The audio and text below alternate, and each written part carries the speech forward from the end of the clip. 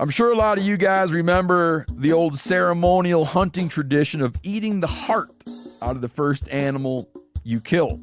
Meat from those organs are among the most nutrient-rich foods on the planet. You can get those same benefits your ancestors craved via convenient daily capsules from Heart and Soil. Find out more at heartandsoil.co. And remember, use code MeatEater for 10% off your purchase. There's nothing like snook hook sets at dawn or catching a tarpon in the moonlight. Find your next fishing trip made easy on fishingbooker.com and experience the magic of the Sunshine State or any other destination on your fishing bucket list. Book a blue water adventure in search of sailfish or go snapper fishing with the kids. With over 6,000 captains and trips to choose from, planning your next one just got a whole lot easier. Download the Fishing Booker app on the Google Play or App Store or visit them online at fishingbooker.com to book your trip today.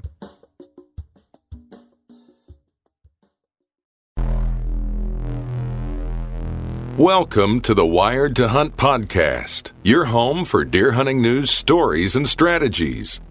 And now, your host, Mark Kenyon. Welcome to the Wired to Hunt podcast. I'm your host, Mark Kenyon, and this is episode number 422. And today in the show, I'm joined by Janis Putelis to discuss the scouting, stand prep, and habitat improvement projects the two of us took on while visiting his Wisconsin family hunting property.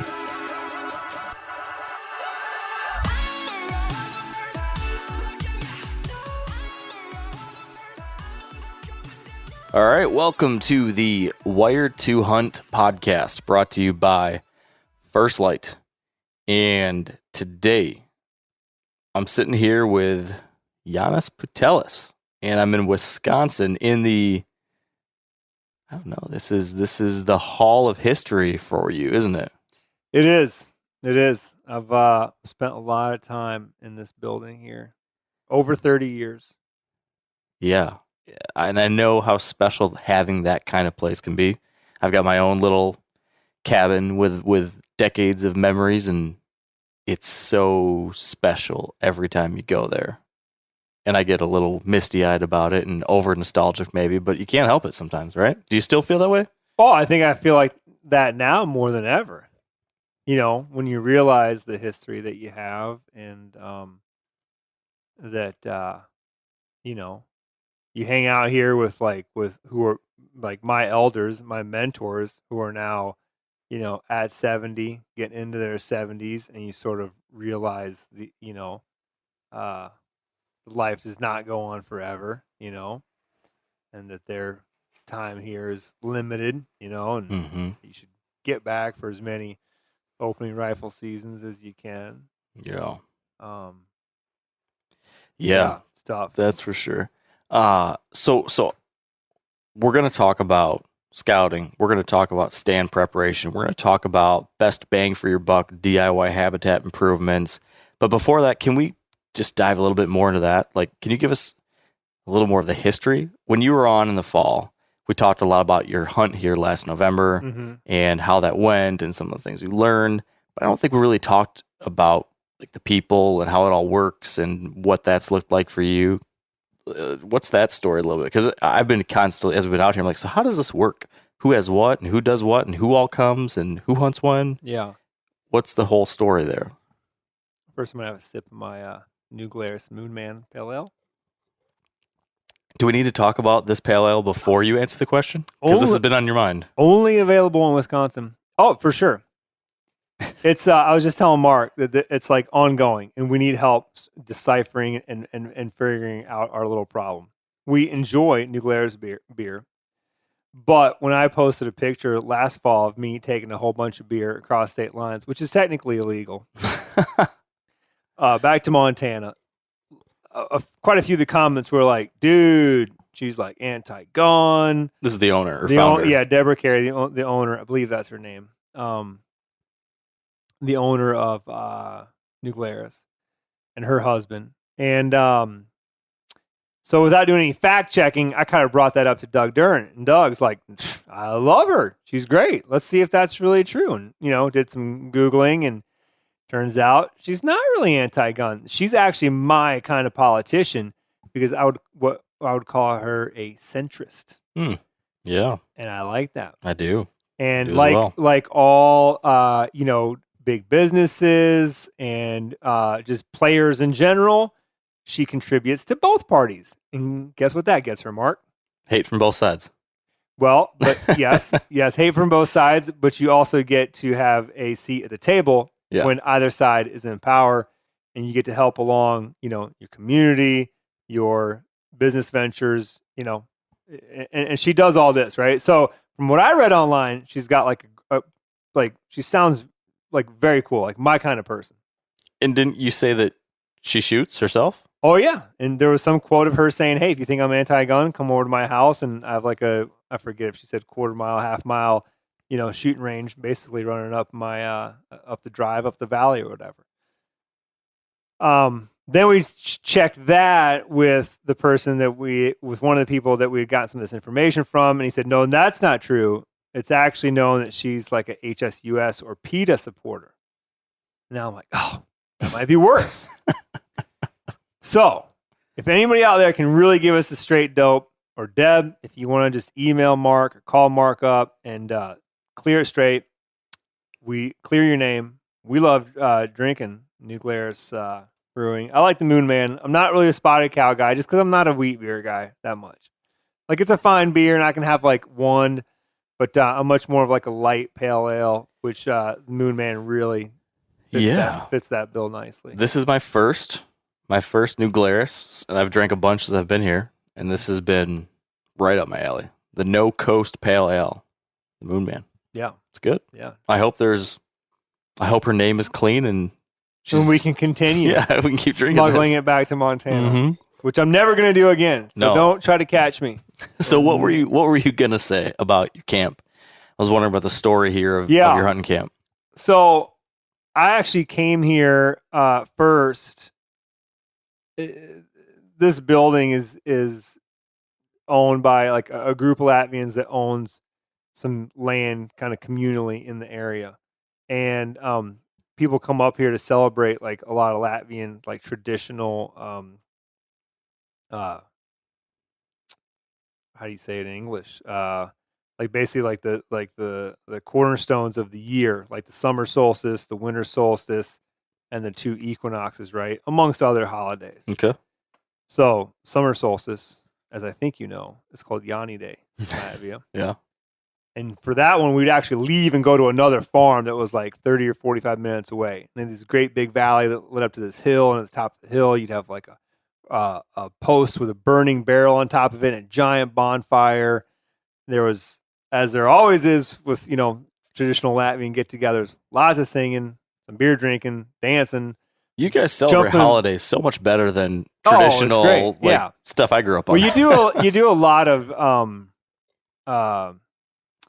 I don't want to call them like rituals, but I guess sort of like exercises that are just metaphor is the wrong word, but sort of like you swing on the swing at Easter time for the spring equinox. You swing on the swing, and there's a special song that you sing to have like a great summer ahead, right?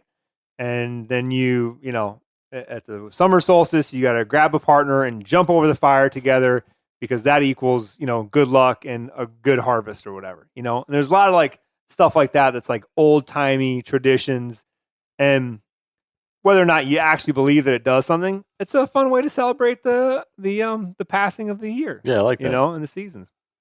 So that's how I first started coming up here.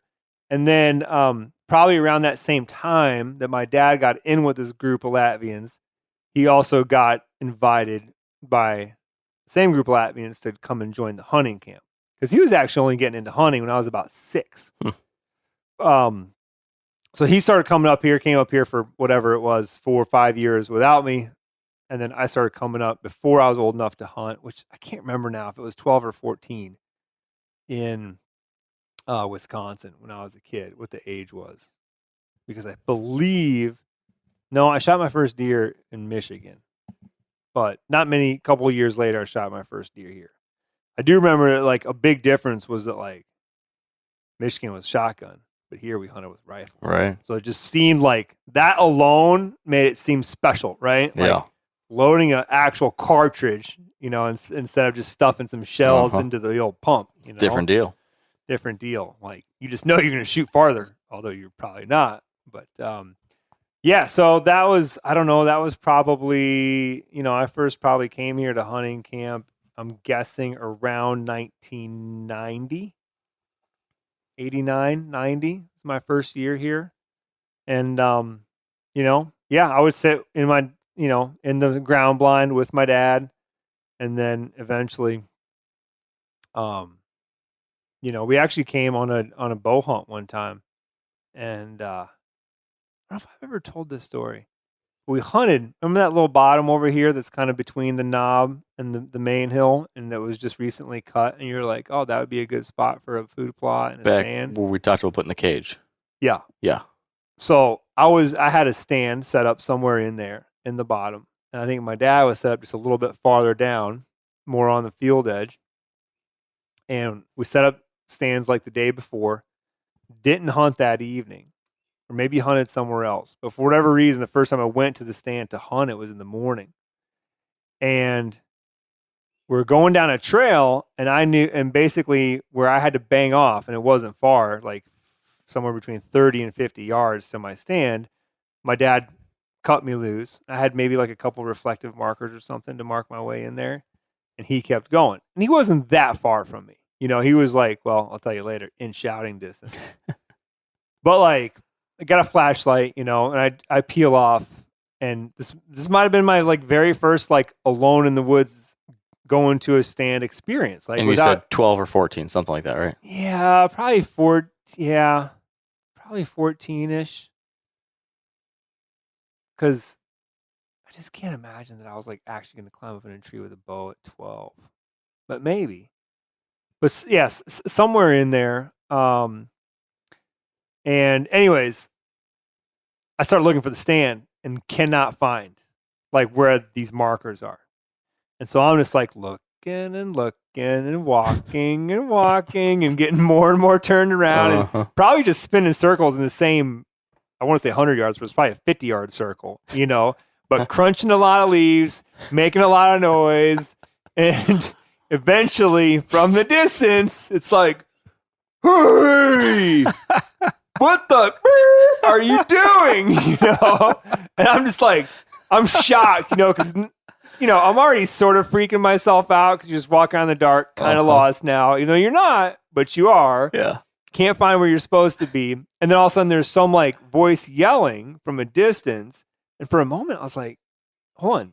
It's like, was that my dad or was that somebody else in the woods? That's like, because for him to yell at me in English like that and not say something in Latvian was a little bit different, Obviously, he had just heard enough of the crunching and walking around. Fed up. Yeah.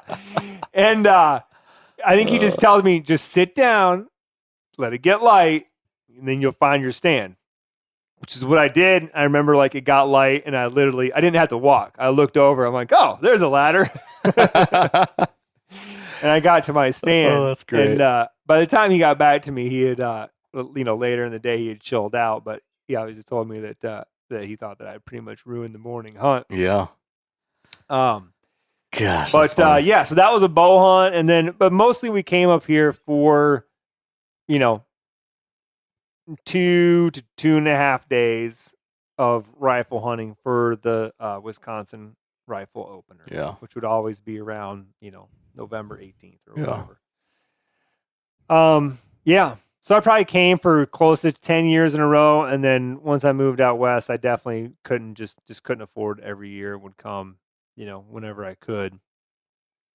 And yeah, it's been a good deal. What's been cool about it is that, the hunting, whatever, I've definitely learned some things here, but like those, my dad's friends, those guys have been like consistent, mentors throughout my life. Mm-hmm. And even though like, sure, I knew them in other parts of Latvian society, like at the Latvian summer camp that I'm always talking about in Michigan.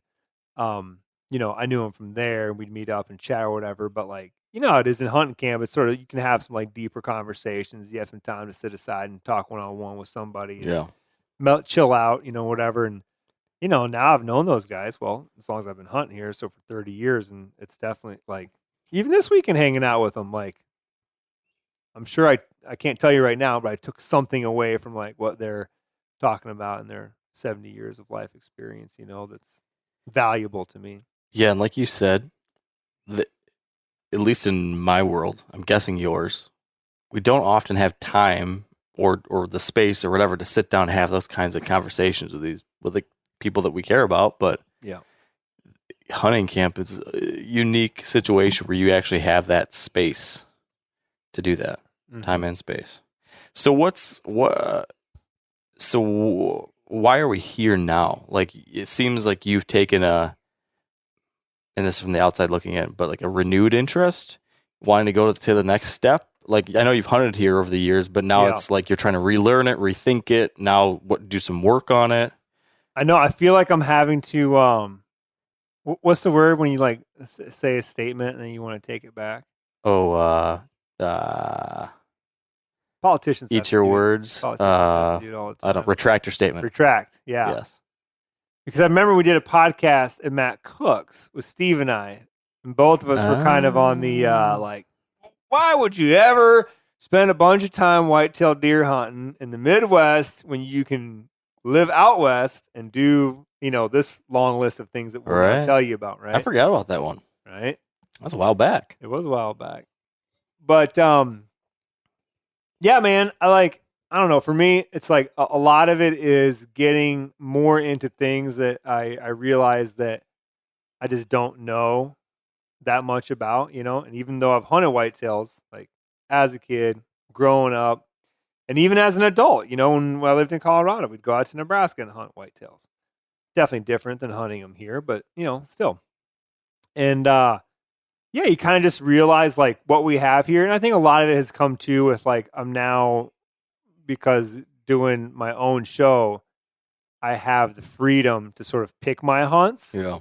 Where Steve literally could care less about sitting in a tree for a whitetail again, But for me, and especially having this property that I can hunt and sort of not just hunt, but like spend time figuring it out, learning it better, all coupled with like the memories and the nostalgia. Like, it's just like, we know the hunting's good here.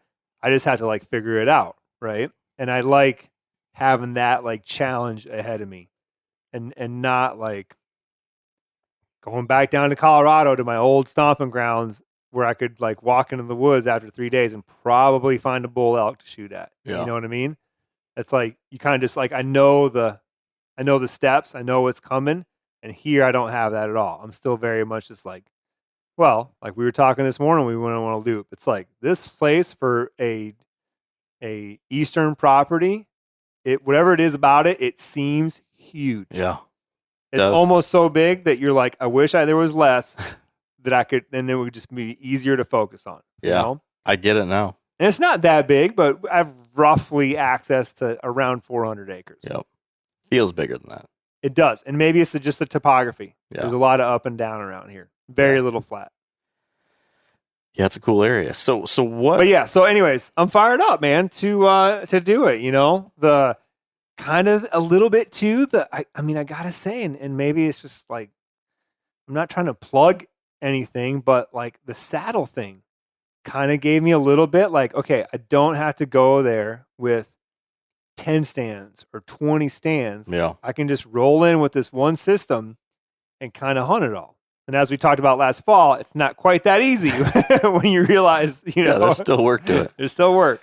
But yeah, and again, I just have the time where I can say like, okay, these are the hunts I want to do every year. I want to bow hunt elk in September, and I want to bow hunt whitetails in November, and do each for a week, and I'll probably be a pretty happy guy. Yeah. And then mix in like rifle mule deer hunt in November. I know I'm kind of listing like everybody's dream fall. All I want is these two simple things, and this, and this, and this. Yeah. And, every so often draw a sheep tag. Mm-hmm. Which, have you told the world about that? Mm-mm. No, we'll save that for another day. All right. But yeah, yeah. When I look at my fall and I'm like, what are the top hunts like you want to go and do? Like the rut, what do you guys call it? Rutcation? Rutcation? Yeah, like it's up there. Yeah. Plus, it's a way for me to spend a little more time with my dad. Win-win. Yeah. Get them both. Exactly. So what was your hopes and dreams for this weekend? You've been here turkey hunting and then also invited me down. Yeah. So I was here turkey hunting, invited my buddy Jim Miller, who's a longtime friend and mentor of mine too from Colorado. One of the guys that got me into turkey hunting. He's hunted eastern turkey in Missouri and Florida, but had never really hunted upper Midwest. And after 5 days of hunting here, felt like he had one of his better, if not best, eastern turkey hunt. Nice. And we hunted here with tough hunting conditions for 2.5 days, and then headed down to Doug's for 2.5 days. Might have had a little bit of better hunting conditions, but certainly had more birds to work. And killed some gobblers, which was sweet. I do have to mention, like, I've never hunted turkeys at a time of year where it's so leafed out. Where there's times where literally you get up on a high point where normally you can just broadcast an owl hoot or work the box on some loud yelps and just hear them echo through the woods. And when you do it right now, it just feels like the woods around you just suck it up, and it just does not go anywhere. We had a gobbler today, gobbling 100 yards, maybe 120, like not much. Couldn't have been much farther. And this dude was in the field, and we're on the field edge. And when he's gobbling, for whatever reason, somehow those trees on the field edge are sucking the sound out of that gobble. Yeah, it was not loud at all. No. Yeah. Had he been another 100 yards, I don't know if you would have heard him. No, I don't think so. A little bit of wind might have played into that, but like it's been frustrating. It definitely like makes you like kind of like, rethink how you're doing everything, how you're approaching the turkey hunt. Yeah. It's again, that's why I love to do some of these hunts, because they're constantly challenging and humbling and eye-opening. Yeah. Yeah. Even though we killed birds this week, man, like we worked our tails off. Yeah. So I came here to shoot an episode, which you'll be able to see probably next spring. Me and my buddy Jimmy turkey hunting. And you should watch it, not for the turkey hunting, but because you're going to get to meet Jim Miller, who's like really like one of the coolest, interesting, nicest like people on the planet. But since I was here, I was thinking, man, all shows should do some spring prep for this upcoming fall as far as whitetails are concerned. That's when I called you, and I'm like, hey man, let's what you want to come out and kind of help us like. So I got to give you a little bit more backstory. My dad just bought 40 acres here. That's sort of part of, this chunk of land. It adjoins some of the properties in this area. So kind of as a group, it just kind of gives everybody a little bit more land to hunt. But, they've had it less than a year, and we figured like, let's get you out here. You can like take a look around and kind of give us some. My goal is to have you give us some short term, like what can we do right now? It's going to make a difference for like this upcoming fall. And then also what can we do thinking about long term that, is like more of a 5 to 10 year plan, which we really haven't gotten into. And we can do that now. And then if you had like a good one that was short term, like actually try to execute it right now. And then other than that, like walk some of the other areas, properties, and look at where I hunted last year and just kind of dissect where I hunted last year, how I set up, if I was making the right decisions. And maybe help me pick out some new spots, maybe, prep some. And a lot of it was, coming back to the hunting out of the saddle, is that hunting last fall, I realized like when you want to switch trees, you're looking at like a major investment. And unless you're like, oh, I'm only going to go up 10 or 15 feet. Okay, maybe you're only going to chop down a couple limbs. Yeah. But you better do it in a spot where there's not a lot of other trees around you. Because if you want a bunch of shooting lanes, you have to spend time doing that. Yeah. You know what I mean? So I'd say on average, when I was like leaving a tree, by the time I got perfectly ready, set up in the next tree, and it didn't matter if I was moving 100 yards or whatever, half a mile, it was probably taking me 3 hours. Yeah. You know? And again, it's like something that you learn, and maybe on the next time when you set up, you really start analyzing the ridge more, and you're like, okay, deer are going to be moving here and here. Let's choose here because I can get in that tree. I might only have to cut 2 trees or limbs to be happy with my shooting lanes versus 50 yards farther. You know, I might as well bring in the crew and multiple chainsaws. Yep. You know? Yeah, that takes experience to kind of figure that level of nuance out. Yeah. So those are my goals here. So we probably could have achieved all of that if I didn't cut my visit in half. Right. Because of the airport debacle from hell. Yeah, I don't want to say you set a record, but I don't think you're going to run into many people in your life that are going to tell you about a longer trip unexpected airline trip that they had than you just did. Yeah, I certainly hope I never have a longer one. So I left. I mean, if you're going to like Mongolia, like you're expecting it. But when you're going Idaho to Wisconsin, shouldn't be like this. Not so much. No. So I had a 7 a.m. flight Saturday morning that was supposed to get me to Wisconsin a little after 1. So it was from Jackson, Wyoming to Denver to Wisconsin. Now, because of our like living situation right now, my family and I are out at our cabin. We only have one vehicle. So we had to figure out a way to get me to Jackson, which is an hour and a half away from where we live, as a family. So the best way to do it would be that we would go as a family to Jackson that evening, and then they would drop me off at a hotel. I'd stay the night in the hotel and then catch a taxi first thing the next morning to the airport, yada, yada, yada. So my trip began Friday afternoon, went to Jackson, did all that. That night at 10 or 11 o'clock at night, I got a notification saying that my flight was delayed the next morning. And my 7 a.m. flight got pushed to 1:30 in the afternoon. And they said it was because the flight crew got in late, and because of federal regulations, they have to have a certain amount of time before they take the next flight. Yeah. So, okay. So I was going to get into Wisconsin at 1:30. Now I'm not leaving till 1:30, and I'm now going to get to Wisconsin at 10:30.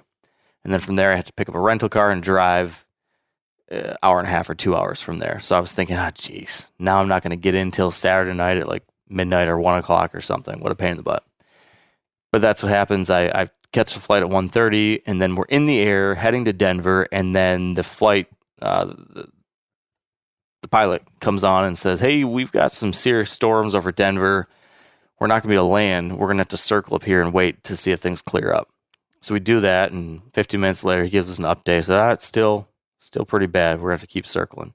And I remember seeing the same little town along some river that would have been north of Denver along the Front Range, and we circled over probably 20 times. I don't know how many times, but I remember kept looking. I'm like, I wonder what the river that is.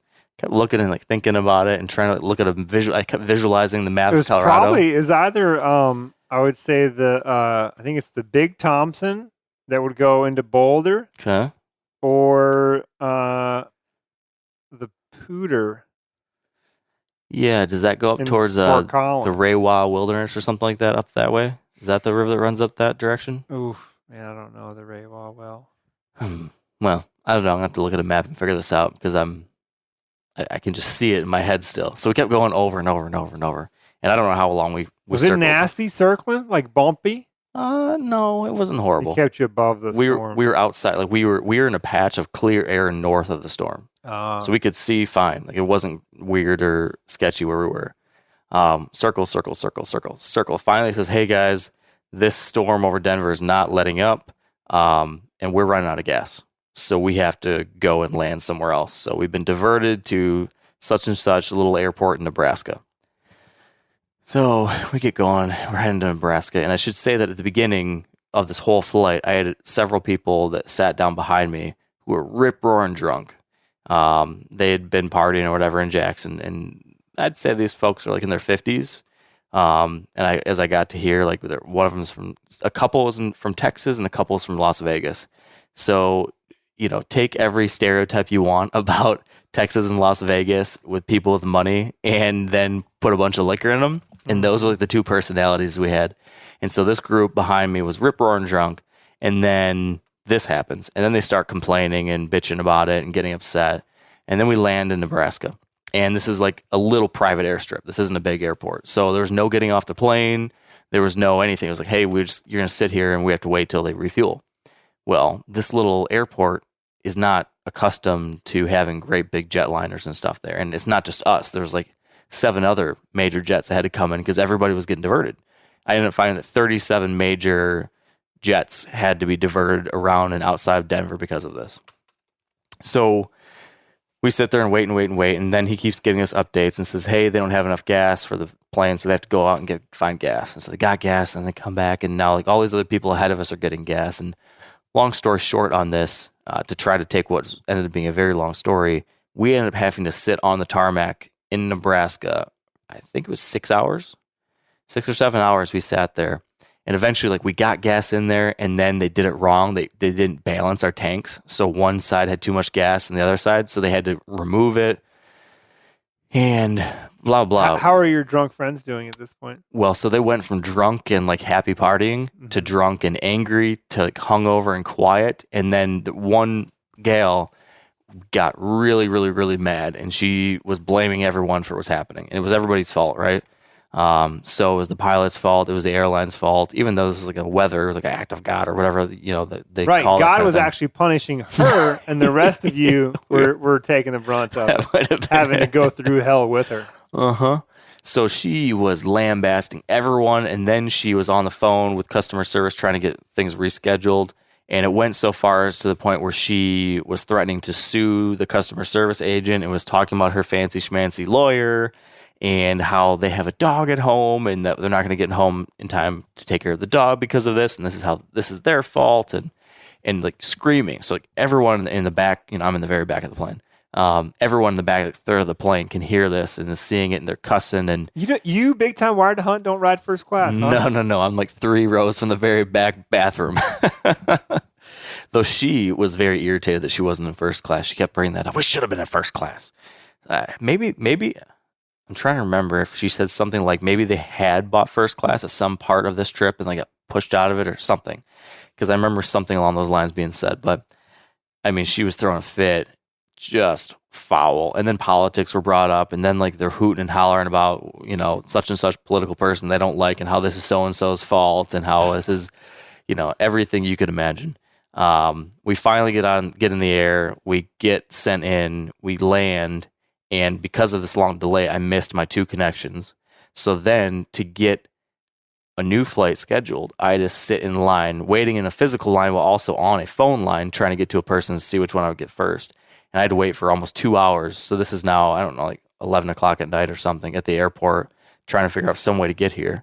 And ended up getting rescheduled to fly to Chicago. And then I would change my car rental, rent a car in Chicago, and then drive here. So I had to spend the night in Denver. Next morning, the next flight they could get me on, I couldn't even get anything here to Wisconsin unless I wanted to wait till Monday. So I got the Chicago flight, didn't get me until, I don't know, 10:30 or something. Sunday night.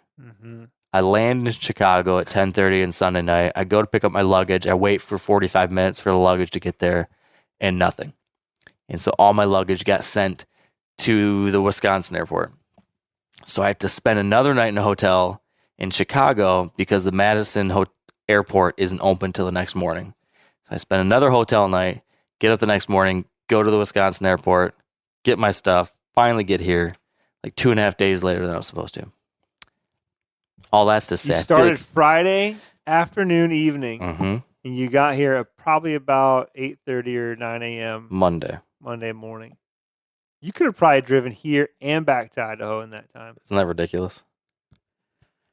There's a whole lot of extra money paid for change tickets and rental cars and hotels and all that for, just chaos. It was a long period of time. It's frustrating. So, But we made it. So We're here. Instead of having all those days, we ended up having most of Monday, all of Tuesday, which is today. Yep. And we have about half a day tomorrow. A little bit tomorrow. And in that time, still, we got some shit done. How do you feel about what we got done, given like all those hopes and dreams you had that you just listed? Dude, I mean, we pretty much, checked the boxes. Considering the time. Yeah. Yeah. I mean, there's, we'll get into it. There's a couple things that are, not quite polished, but I don't know if you want to just jump into right now into my dad's kind of 40 and discuss it. But so we did the tour. It was really cool. We went up and there's basically one ridge that comes to a point, and then on three sides of the ridge drops down onto the property, and then it's pretty much flat. And the ridge and the surrounding areas are what I just call a Midwestern hardwood oak forest, I guess. And then that transitions into a planted white pine forest for probably 20 acres or so. And we went up on the ridge, and you're like, man, these little points on this ridge is probably where some bucks bed. And sure enough, what was really cool to see is we went up on one little outcropping, finger that, drops down off the main ridge. Should be a buck bed. There were some beds there, but it didn't look like. Was there a bed there? I don't remember if there was a bed there or not, but I was like, there should be one here. Yeah. But wide open. Yep. No, what do you call it? Horizontal cover. No horizontal structure to cover it all. Just wide kind open. of a wide open little knob. There's a old little bench up there where people used to have sat and hunted. We go to the next knob over, which has literally Mother Nature's hinge cutting job right at the end of it. Yeah. I mean, it's not at 5 or 6 feet up. It's more like 10 feet up, but a giant tree is snapped 10 feet up and laid over on its side. There's a couple other trees, and guess what? 4 major buck beds kind of covering the compass rows, around this point, and just underneath them, there's almost this sandstony little bluff micro cliff kind of a feature. And it was great just for you were saying that's something that you can look at on Onyx, put the pin there and be like, you should go look there, see if there's things bedding there. And then you go out there and then you're like, yep, sure enough. There it look is. At that. Yeah. It's probably where your buck that lives on this property, or, a couple bucks bed right in here.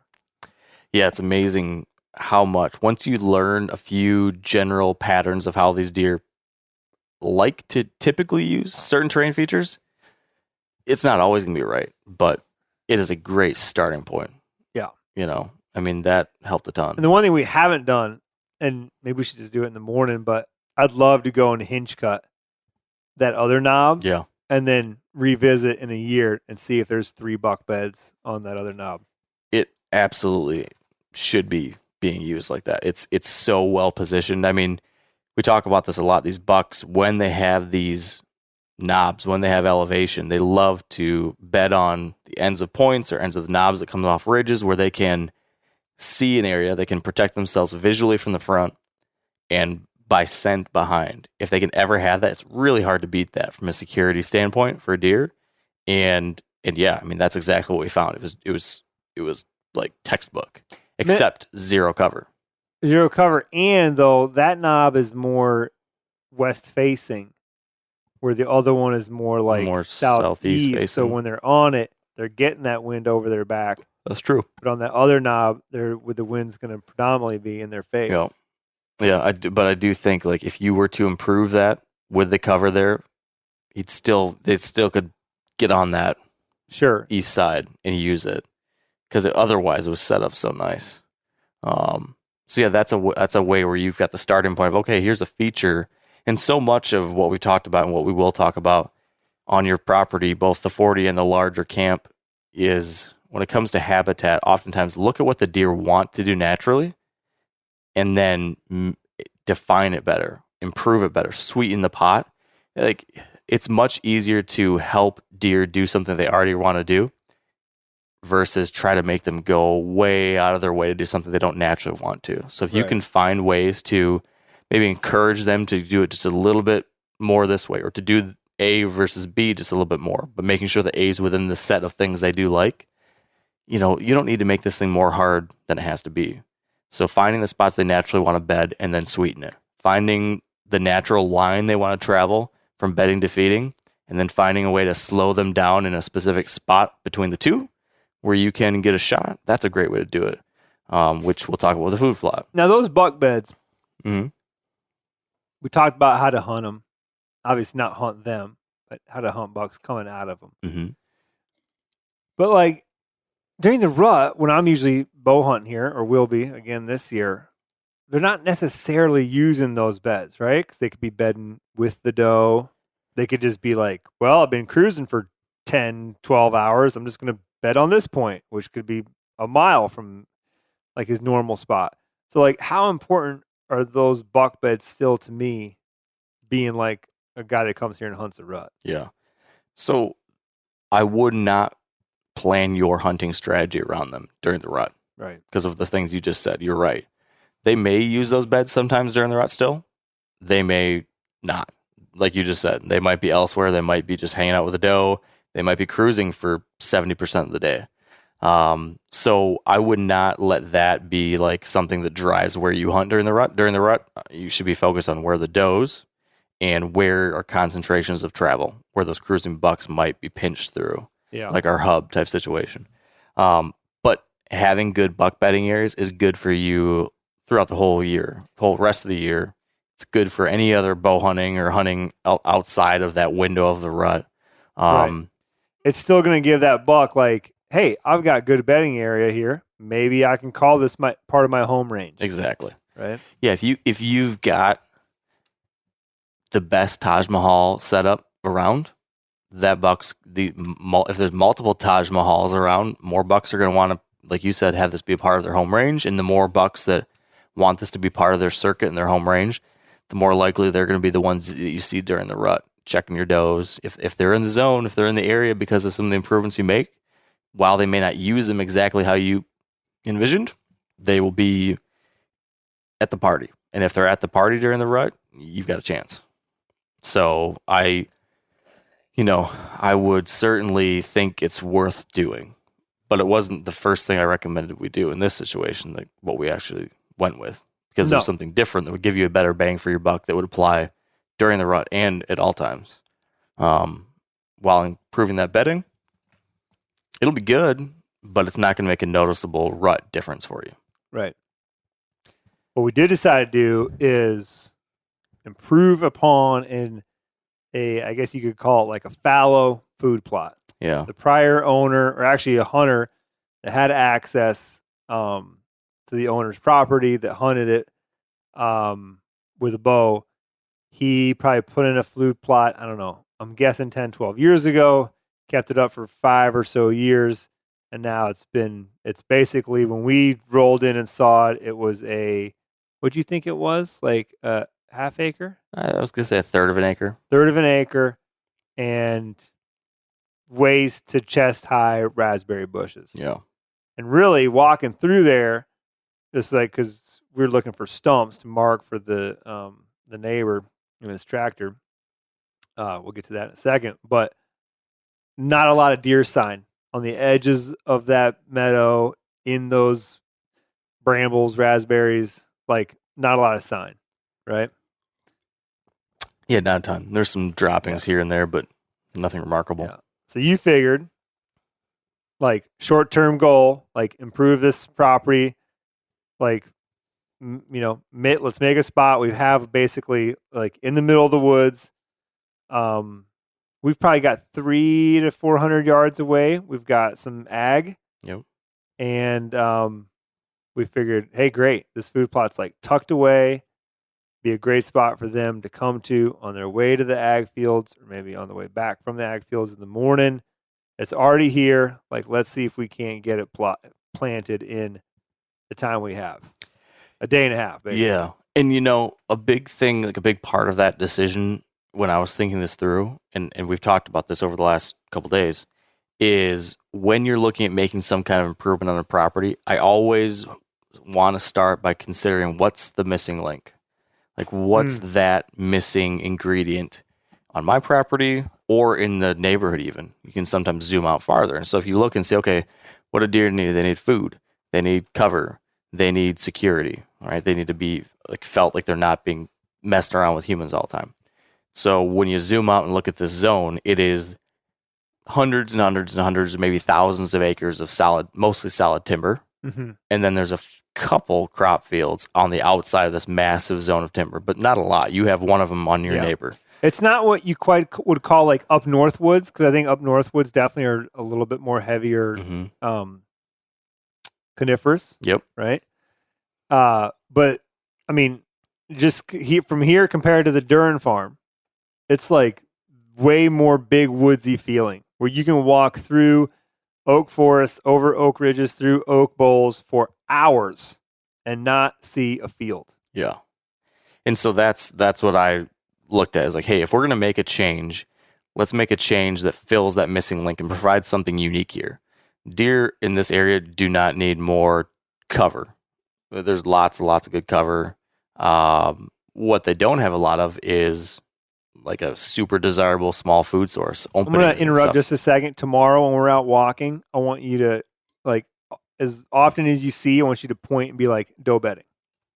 Good idea. Yeah, we can do that. So yes, it seemed to me that all the things you said are true. There was already an opening. It was a small opening that had been kind of reclaimed by nature, but we could open it up again and create this little opening, which would be unique in the area. And then we could plant a highly desirable food source, which would be very unique in the area. Other than a cornfield out there ways, there's nothing else like this. So a little tiny food plot could make a big difference for a certain number of deer in a spot like this, compared to maybe by Doug's or somewhere in Iowa where there's tons and tons of that kind of stuff. It's just... If you did this food plot in one of Doug's woods, I don't know, I can't think of a reason other than it's maybe more secure than going out to the big cornfield. And even in those spots, it can help some. It gets you that secure zone. It can be a transition point. But here, it's so different and unique, it's going to have a larger impact. Yeah. So yeah, I thought, shoot, within, we've got 24 to 36 hours to do something. We might actually be able to reclaim this thing and make it a food plot and set up a perfect little setup for you or your dad. And it's kind of neat to do something in like entirety. So rather than like do a little project here, a little project there, a little project there, it was, hey, let's fully set this thing up from top to bottom and have this dialed for hunting season. And that's kind of what we try to do. Yeah. Your first thought was that we would just seed it and then knock down the raspberries and use those as mulch basically and see what would happen. Mm-hmm. And then come in and spray to kill the raspberries and see if we get the clover to come up. Yep. That's like a budget option. We're lucky where we have a great neighbor that does some farming, has some farm equipment. I talked to him ahead of time and said, hey, if we need you, can we maybe hire you and your tractor? He's like, sure. So the biggest question was he going to be able to get down the little 2-track that we have for access, get his tractor in there. He was able to. And so instead of doing what I just described, we were able to go full on tiller and basically till the whole thing up. Yeah. Now, unfortunately, so he rolled in. We got a couple other things done this morning that we'll talk about in a second, but he rolled in, I don't know, just afternoon with his tractor and just dropped his tiller. And in the next 5 minutes, you've got, 6 by whatever, 50, 60 yards of just the prettiest dirt you've ever seen. You're like, okay, we're in business. Mm-hmm. Fortunately, whole bunch of stumps left in that food plot. 'Cause I think the guy that did it before us did not have heavy equipment, didn't take the stumps out. And so we were trying to just sort of till through them, and it was chopping up some of the smaller stuff, but we pushed it and sheared a couple pins, bent a one of the tines on the tiller. On the tiller. And so we went from about a third of an acre to a sixth. Yeah. Which, when you go in there and you look at it, you're like, dude, really nice food plot. You know, like probably 50 to 60 yards long and 20 yards wide. Well, I'd say wider than 20. Wide, maybe 30. 30. So still, maybe 20. Sizable chunk. He's going to come and finish the rest while we're not here. My dad's going to come back and seed the rest. But we figured we would just keep moving on. So you recommended clover, which I think you should speak to that. Like, why the clover? Yeah, well, I was looking for something that we could plant, something that would take well in the spring, something that's relatively easy to get going, and then also that doesn't require constant work. So a lot of other food plots that folks use and that I've used and I still use are annuals, where you plant in the fall or like late summer, and then it bursts out of the ground and you get great growth in the fall, but then it's dead in the spring. You have to plant again the next year, and you have to do that every single year. Question? Yeah. Is that why? Because we kind of had to run around to a bunch of stores in town looking for seed. Nobody had just straight up clover, but we did pass over some, and I hope this isn't like the actual name of a brand, but it was like Buck Crack, and not Butt Crack, but Buck Crack. And, I forget whatever else there was, but it was like other blends of seeds. But how come you didn't want to go with those? Because those are annuals. Those are I see. Fall. So we'd be at the work blends. next spring again. Yeah, and you don't even want to plant that stuff now, because that stuff if you plant that stuff now, it would mature before hunting season and be less desirable once you get to the fall. Got it. So clover you could plant now, and you can establish it in the spring when it's wet still, and it's relatively drought hard. So even if we had a tough stretch, it'll do better than some things. And the thing is that it will stay attractive right on through. So that clover is going to be attractive to deer, within a couple weeks. And really? Yeah. In a couple weeks they'll be in there eating it. Yep. And it's going to stay attractive right on through the fall, right into the winter. They might still be pawing at it in December or January in some cases. I mean, it's the closest thing to a year-round food plot you can find in just about any part of the country. Clover is it's magical in that way. There's certainly going to be some things that will be more desirable at other points of the year. So, one window, if somebody had a bunch of brassicas, that might become more attractive in December than what you'll have. And when the corn gets harvested in November, that's going to become more desirable. But clover is going to maintain this steady, it's a pretty damn good thing right on through. It's really hard to find that with anything else. And you have no vested interest in clover to be selling the clover. No, right? I do not. This isn't like Wired to Hunt clover. No Wired to Hunt clover. Oh, that's a good idea. Maybe that's the next business venture we should explore. Right. If you just want clover. Yep. I got it. Come talk to Mark. But you actually bought two different kinds of clover. Yeah, just two different varieties. Both perennial clovers. I think it's always a good idea to have a little diversity in what you've got. Sometimes one will be a little bit more impacted by drought or something. One will be a little hardier. One might be a little more attractive early, and one will be a little bit more attractive late. So I oftentimes, if you can, any kind of diversity, any kind of mixture will just get you a little bit. It's just like you diversify an investment portfolio. Exact same idea with a food plot. So like what we did in the back 40, we super diversified that. And those were fall annuals that you planted, but we had some perennials mixed in. So that had a lot of different things, which provide a whole bunch of different benefits. In this case, we went the minimum diversity, but a little. Basically, a couple perennials, we'll get some clover out there, get us started, get this thing rolling. And then, you're going to be able to do a lot of different things with this in the future if you ever wanted to, but it's going to be relatively low maintenance. You don't need to plant again next spring. You don't need to plant again next fall. All you need to do is, if you see a bunch of weeds coming up, maybe spray it, maybe mow it. Probably at least one mowing a year, and then maybe a spraying. And that's something. How tall will the clover get on its own? Oh, I've never tested exactly how high it would get, but you usually want to mow it if it gets, upwards of, 18 inches or something like that. it gets stalky and not as lush and attractive when it gets too mature. Most everything reaches some point where it matures and does not become as desirable. So that's part of the reason why the mowing is a good thing. Mowing will knock back competing weeds, and then will also kind of knock that clover back to that younger, early stage growth a little bit, and become super attractive then when it starts to like regrow. In this, whatever upper Midwest climate and seasons. Yeah.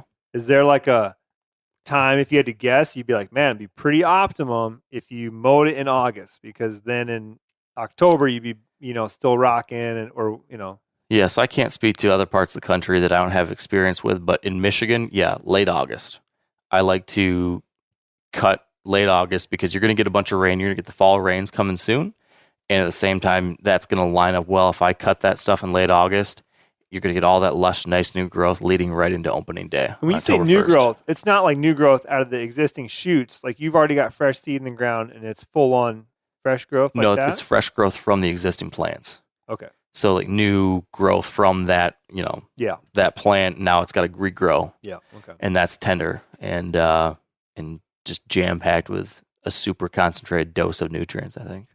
So yeah, you're going to have the beginnings of a perennial food plot. There might be a little maintenance, like I mentioned, but it's going to be, not too bad compared to what it could be. And this is going to be something that's sustainable too.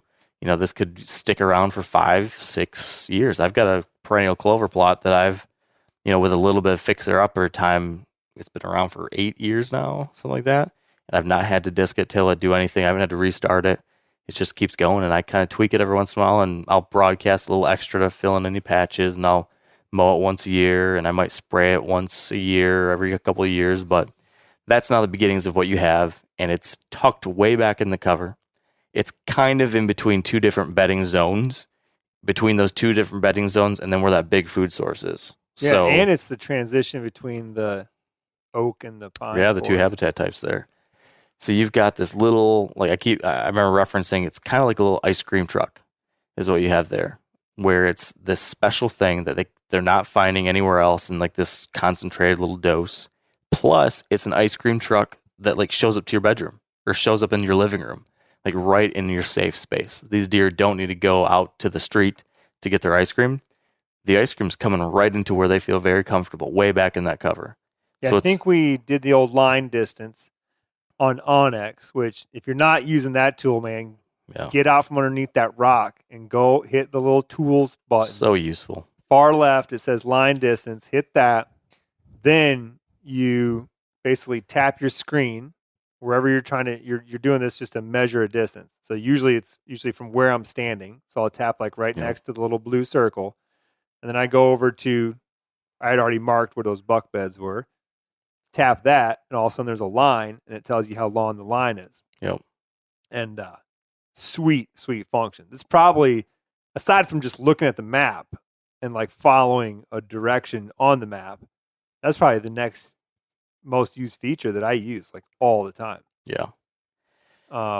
Anyways, those buck beds are, I think, were they 250 yards? I don't remember that one. Something like that. 250, 275 from that food plot. Which didn't you say it was 400 yards to the ag fields or something like that? Yeah. Wasn't it? Along those lines? Yeah. Yeah, I mean it's close enough to those bedrooms up there that this will definitely be within their circuit. And this is a much nicer way for a buck to start his evening feeding routine. If this is an October, mid-October, or late September, since you guys have a September opener, I could very easily see bucks dropping off those points, slowly transitioning, hitting this little secluded food plot, over the course of that last hour of daylight. And then from there, slowly moving to the southeast towards the big fields. And they never need to show their faces in those big fields till after dark. And all the neighbors or whoever that would be hunting that kind of stuff, wherever, never know these bucks lived. Mm-hmm. Except for you guys would see them because you're 400 yards further back into where they feel safe. Right. And you've now all of a sudden, these deer were making a similar travel route. They were going from that general zone to that general zone, but they had no particular reason to go to a little 3rd acre portion of that on any kind of consistent basis. So to try to hunt those deer and to know, oh yeah, they're going to come through here, and to say, oh, this buck does this or that, it's a total crapshoot. Now we have this little wonderful feature that's going to be like a magnet that will pull things that want to generally go from A to B, like that general path, but maybe spread over a 500-yard width. Mm-hmm. All of a sudden, now they're all going to kind of still go from A to B, but this one's going to swing a little more to the west, and that deer will swing a little more to the east, and they're all going to want to pass by the ice cream stand on the way to get there, because this is a great treat and safe treat. Yeah, right on their way to dinner. And when you say all, like, it's important to mention that there's a bunch of country here, and it's low deer density. Yeah. Like 20 years ago, I think there used to be more deer, but when Mark says all, I think that, like, if you sat there on the evening hunt and had, anything more than 2 deer, you'd be like, whoa, it's all a bunch of deer tonight. Good night. Roll through here. Yeah. And hopefully maybe one of them would be a buck. Yep. So yeah, it's kind of like, I don't want to say I was ever really against, like, I am still against like farming deer. Like, especially if you throw in the fence aspect of it. Yeah. And then, like, there comes a certain point where, I don't know. I personally have never been there, so I really shouldn't to speak to it, but it just, looking from the outside in, there could get to a point where the woods just would cease to feel like woods. Yeah. Because they're so fabricated. And, like, right now, like, with what we've done, there's a lot of fabrication that we did in the last, 24 hours. Yep. But I think that once, it turns into a clover meadow, and sort of like the other work that we did just kind of blends in, it's not going to be this, like, great departure of what naturally is there. Yeah. Yeah, it's a nice way to, enjoy the benefits of some of that stuff without going overboard with it. And I think it's going to be just a great kind of thing for your dad enjoying a bow hunt out there. Totally. And having a... Yeah, this country's got a lot of big ridges that are, roughly the tops of the ridges are 300 feet higher than like sort of the bottomlands around here. Yeah. And he's 70 this year. And, humping the ridges, he still does it. But, like, would he do it 6 or 7 days in a row? No. This place, though, is like a flat 300-yard walk from where we've decided the access point's going to be, which we should probably touch on. Yeah. To get into this stand that's on the food plot, which we should talk about that stand, man. I mean, it just, like, turned out it's almost perfect. We hit, like, it's like 9 out of 10. That negative 1 point is a big one for you though right now, isn't it? Well, yeah, but I'm the only one that climbed in there after it got to sit there for a day. With the negative that we're talking about, it's like it's in the right location for wind. Yep. So we're looking at west, prevailing northwest winds prevailing. So we went southeast corner. Yep. East sides. We're on the east side towards the southeast corner. Yep. And unfortunately, it's like I said, it's on that transition between the white pines and the oak forest. And guess what? We're in like a giant, like a, even where the stand sits, it's probably still an 18-inch diameter white pine. Yep. And after cutting a bunch of limbs and putting that stand up, man, that stand is, I don't want to say covered, but, like, I climbed into it today and definitely came down a sticky dude. It's all over the climbing sticks. It's all over the safety line. It was all over the bow rope. Yeah. Chair, like the seat. The seat had a little bit on it. So we're going to figure it out. My dad's going to have to deal with that. But well, hold on. Only option. Call to action for people listening is my mission. I really want to figure out some kind of creative solutions for dealing with pine trees that are leaking sap all over your stuff. So if you have an idea, something that will slow the saps dripping out all over your stuff, or something you can coat a cut limb with, or anything like that, if you have any ideas. Yeah. If you're a guy that hunts, or a gal that hunts all, pine forests, like, let us know how you deal with it. It's got to be something. You just can't, like, it's one thing to have it on your, like, gloves and a little bit on your clothes, but once it sort of would become part of your bow, I could see issues, right? Yeah. Like, if it's like in your cams and on your string, and I don't know, on your knock, and then it It's no messes good. with arrow flight as the knock leaves the string. Who knows? It could be a problem. You know? That you don't want to be in that situation. You want to take a break and just close that window because I think you're getting a little wind noise. Now, a lot of you guys are familiar with the old hunting tradition of eating, some organ, the heart or a chunk of liver off the first animal you kill. I had that when I was a little kid, and it was a big deal. Organ meats were always prized by frontier people who knew the importance of getting a lot of different minerals and nutrients. And as often is the case, those guys were onto something, because organs are among the most nutrient-rich foods on the planet. And you can get the same benefits your ancestors craved via convenient daily capsules from Heart and Soil, made exclusively from regeneratively raised, grass-fed, and finished cattle. Heart and Soil's unique freeze-drying process means all those important nutrients are trapped in, ensuring you experience every one of the benefits of nature's superfood in a clean, convenient, taste-free capsule. Find out more at heartandsoil.co. And make sure to use code MeatEater for 10% off your purchase. That's heartandsoil.co. Use the code MeatEater. You ever get that feeling you're stuck inside staring at screens and a primal urge kicks in? You crave wide open spaces, fresh air, the chance to connect with the land? Well, maybe it's time to find your own piece of the wild, but searching for property can be a maze. That's where Land.com comes in. They got millions of listings across the country, from mountain ranches to hidden fishing holes. Their search tools are like a seasoned guide helping you narrow down what you want. Land.com isn't just about buying and selling. It's about finding a place to hunt, fish, explore, or simply sit by a campfire and listen to the crickets. So head over to Land.com today to turn one day into today, because trust me, there's nothing quite like the feeling of standing on your own piece of earth. But yeah, otherwise, there was a lot of good things going for that spot. We wanted something, as you mentioned, good for the wind perspective. We checked that off the list. We wanted something that would be within shooting range of as much of that plot area as possible, where we thought they'd come from. And we had a little bit of a debate around this, which was balancing the three factors for a tree that I think about, at least. That being the wind, that being within range of where you think the shots will be, and then finally, will I be able to stay concealed in this tree? Does it have the cover factor? And so every time you choose where to sit, you have to think about those three things and then figure out, in my given situation, how do you weight three?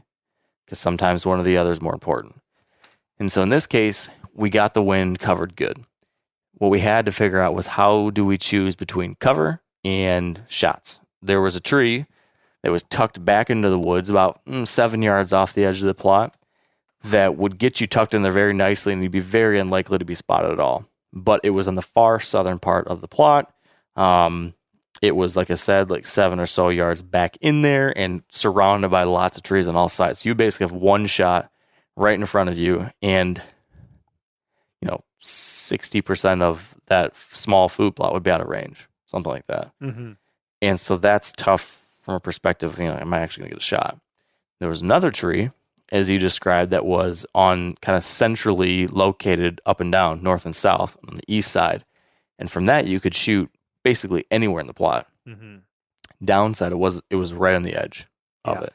And maybe even like little from the edge. Yeah. Just a little bit.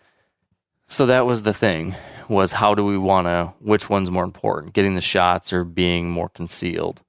And, ultimately your dad was going to hunt the most, and he said, hey, I would prefer more shots. And I would probably say that you've got a better ability to manipulate the other factor in your favor in that one. So by that, I mean, if I sat the cover one, the one deep in the woods, now I need to say, is there some way I can improve my shot opportunities? And there's a couple things you could do, but not as much.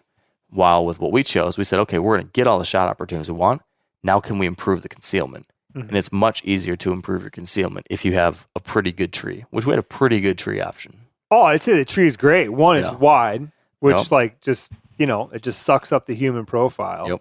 And then it's pine tree. A fair amount of branches coming off of it at the right height. Yeah. And we obviously had to do, a fair bit of pruning, but like right now, when someone's up in there and you're standing in the plot, you're not seeing much human. No. And I recommend 3 other things too. Number 1, I recommend we put the tree stand facing off the back of the tree so that we're not wide open on the front of it facing the big opening. Instead, you're facing the opposite way. So the trunk is now cover. So anything approaching from the food plot is likely not going to see you if they're coming head on because you're facing the other way. Now to get a shot, you just stand up and kind of lean over to your left and you can get a shot behind you. So that was number 1. Number 2, your dad was thinking, hey, let's grab the ladder stand and put up here. And I was like, on this edge like this, I'd rather we do everything we can to keep this low profile. So let's not use the big bulky ladder stand that will stick way out. Let's do the climbing sticks that attach right to the side of the tree and a hang on. Again, a little more stealthy, a little more low profile. And then finally, which we weren't able to get done yet, but I hope we can do at some point, add some pine boughs in a few spots just to give you a little more cover, just to be on the safe side there. And if we do that, we do those 3 things, we've essentially nullified all the concerns about concealment while getting all the upsides of the other 2 things. So that was my thought process on picking the right spot and making it the perfect spot for what we had to work with. Yeah. And the last thing that we did, planted a tree. Oh, yeah, sort of. Sort of. So yeah, you're right. We wanted to sweeten the pot. Like I always try to find, like when I'm thinking about where to hunt, I oftentimes first try to find like the right zone, like what's the right general spot, and then it's what's the right spot within the spot. So then you microanalyze and you think, okay, so first was like, all right, this food plot is going to be a great spot, and then it was figuring out what's the spot within the spot, which was what we just described, find the right tree. And then the next thing is there anything I can do to sweeten the deal? And so there were a few things we did to this area to sweeten the deal. And one of them is this tree you described. Longtime listeners will know that I'm a big fan of planting these fake scrape trees, where basically you put a tree, you cut down a tree and stick it in the middle of a food plot or a field edge where it will stand out really conspicuously, and you'll create a mock scrape underneath it. And these bucks will flock to these trees just like a largemouth bass will flock to a sunk tree in the middle of a lake, right? It's this structure. And almost all animals are attracted to structure in the middle of a monoculture. So whether it's a monoculture of water or a wide open field, they want to go to that.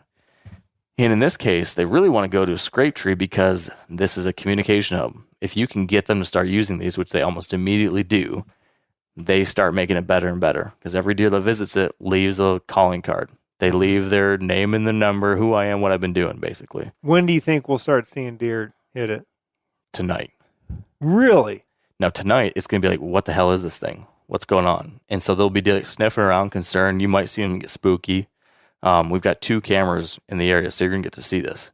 One's on video mode, which will be really interesting. But, assuming there's deer in the area, which I'm assuming there are, they will hit it tonight. And they'll be like, what in the hell is this thing? What's going on? There's a lot of human stink here. We're going to go in there tomorrow and there's going to be deer tracks in that dirt? I'd be shocked if there wasn't. Really? The only reason why there wouldn't be is if it's just such a low deer density. Right. But if I did this like in Michigan where I know it's high deer density, oh, absolutely. There'll be a bunch of them checking it out. They're curious critters. They might not do it in daylight right away because there's so much commotion. Like they're going to be uneasy about it.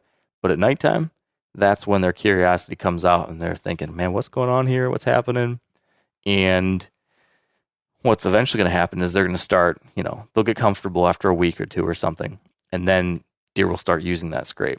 Now, right now, they're not going to actually start pawing it up. That won't happen until the fall. But bucks and does will start leaving chemical signals on that licking branch. So basically, we took a tree, cut down, a 6-foot section of it, buried 2 feet of it into the ground.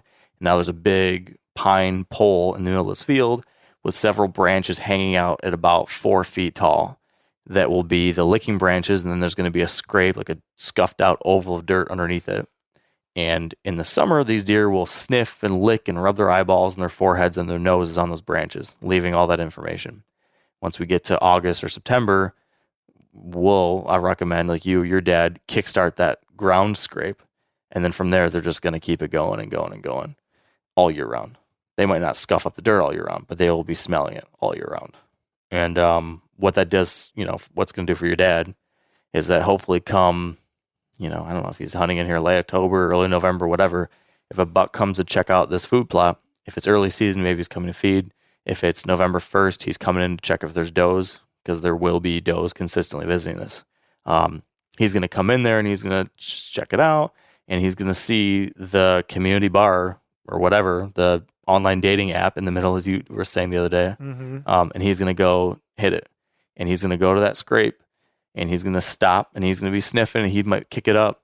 And all the while, we positioned this scrape right where we wanted it. So that scrape is positioned, even angled, to get the buck to angle in the general way we want him to. So he'll walk in there. He's going to be 20 yards away from your dad, and he's going to angle perfectly broadside while looking at this tree and this scrape, and your dad's going to be off to the side, out of sight, where this buck will never know it, and he'll be able to draw back real nice and get a shot. Like, that's the script you write and you hope will happen. Does it always happen like that? No, not at all. But it gives you a good chance that something like similar to that could happen. Yeah, and even if he comes 10 yards downwind of that scrape, It all works. should be in bow range. Yeah.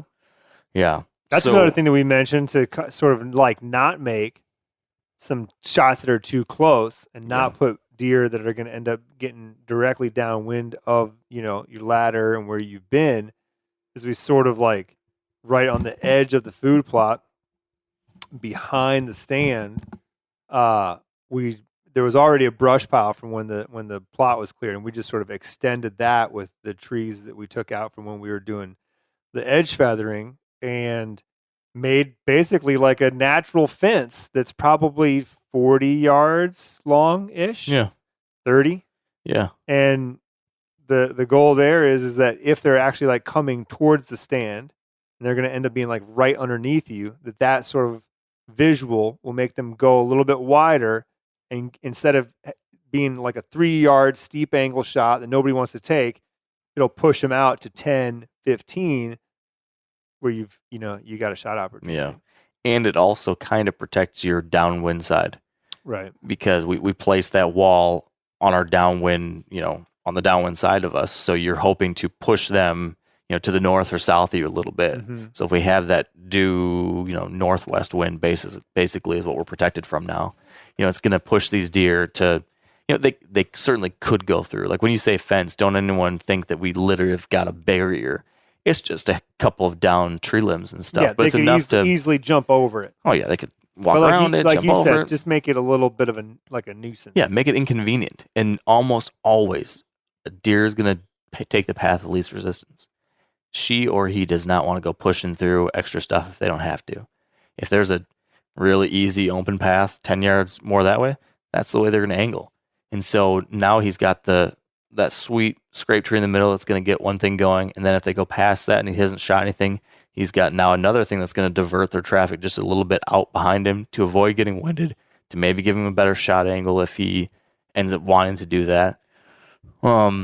You're just stacking a bunch of little things. Like any one of these things might only help you 2%. But as I always like to preach, you got to take a shotgun approach sometimes to deer hunting, because there's so many things we can't control that every little 1% I can stack could add up to maybe 7% of a better chance. And the 7% better chance can make a huge difference when you're trying to get that one deer you're going to get crack at all year. So that's why all these little sweeteners, all these little tweaks, that's sometimes the difference between seeing something and putting something in the freezer. So we did that. You did a little bit of edge feathering, which, some hinge cutting. Some hinge cutting, some edge feathering, basically just making some cuts, kind of making the plot edge more irregular, more diverse. There's going to be sunlight getting into the edges now, so it's not going to be a hard food plot to pine timber. It's going to be food plot to kind of brushy brambles, down trees, and then into the timber, whether it's the maple, oak stuff, or the pines in the south. So all these little things are going to add up to this, being I keep saying it, but this is going to be the neatest little damn ice cream stand anywhere around, and positioned really well for someone to get a shot at something.